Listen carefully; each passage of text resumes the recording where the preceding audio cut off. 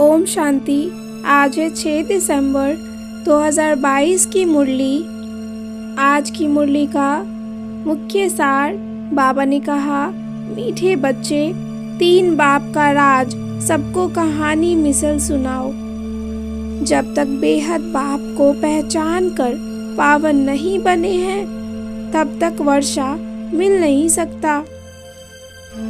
प्रश्न, बाबा बिल्कुल ही नया है, उसने तुमको अपना कौन सा नया परिचय दिया है? उत्तर, बाबा को मनुष्यों ने हजारों सूर्य से तेजोमय कहा, लेकिन बाबा कहता, मैं तो बिंदी हूँ, तो नया बाबा हुआ ना। पहले अगर बिंदी का साक्षात्कार होता तो कोई मानता ही नहीं।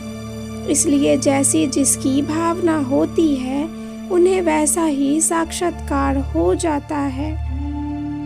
आज की मुरली का मुख्य पॉइंट्स, बाबा ने कहा, देवताओं को होता है निर्विकार पने का नशा, परंतु यहाँ के मनुष्यों को तो विकारों का नशा चढ़ा हुआ है।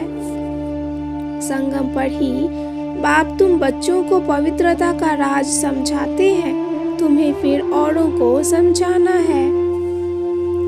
बाप तो सारी दुनिया को बैठ नहीं समझाएंगे, अभी बाप आया है तुमको घर ले जाने।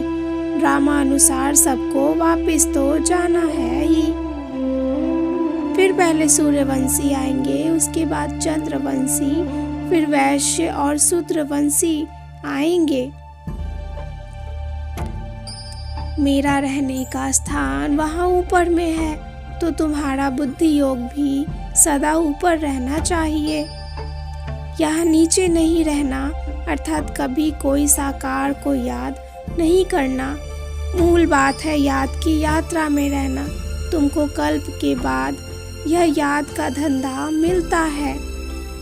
यह मुश्किल सब्जेक्ट भी है और गुप्त भी, इसलिए मेहनत लगती है।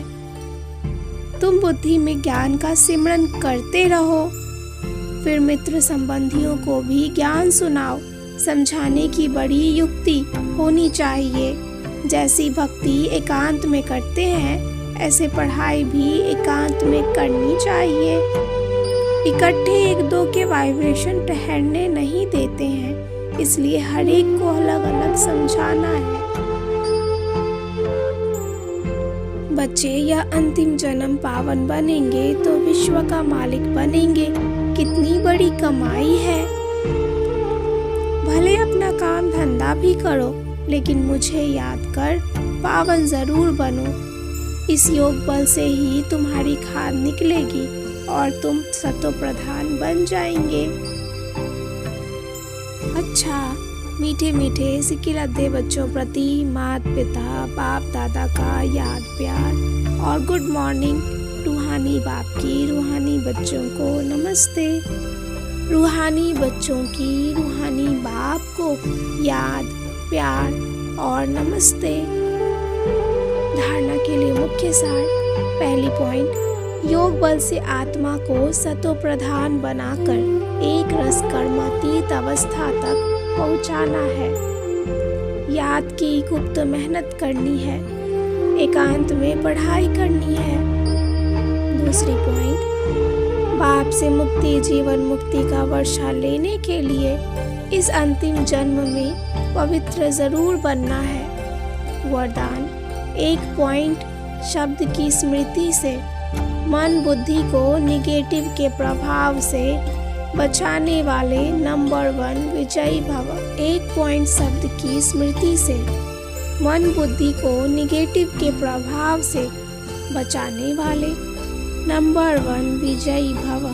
वर्तमान समय विशेष माया का प्रभाव मन में निगेटिव भाव और भावना पैदा करने व यथार्थ महसूसता को समाप्त करने का चल रहा है। इसलिए पहले से ही सेफ्टी का साधन अपनाओ।